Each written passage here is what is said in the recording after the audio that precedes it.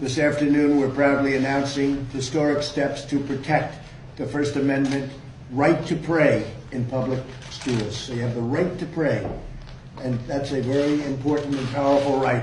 There's nothing more important than that, I would say. We're joined by the Secretary of Education, Betsy DeVos, Deputy Attorney General Jeffrey Rosen, and students and advocates from across America. And advocates they were. They've been calling and writing by the thousands, and you're representing that large group of people. In a sacred principle of our republic that government must never stand between the people and God. Yet in public schools around the country, authorities are stopping students and teachers from praying, sharing their faith, or following their religious beliefs. It is totally unacceptable. You see it on the football field. You see it so many times where they're stopped from praying, and we are doing something to stop that.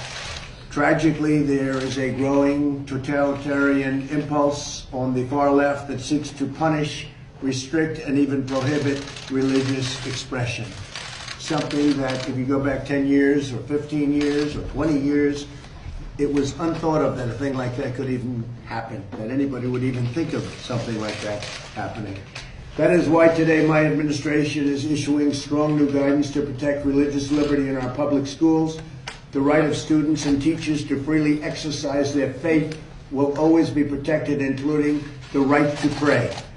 So we call this the right to pray. Is that a good idea? Good, right? You like that, right? 9 federal agencies are also proposing new rules to roll back discriminatory regulations. So we have rules to roll back discriminatory regulations on religious service organizations.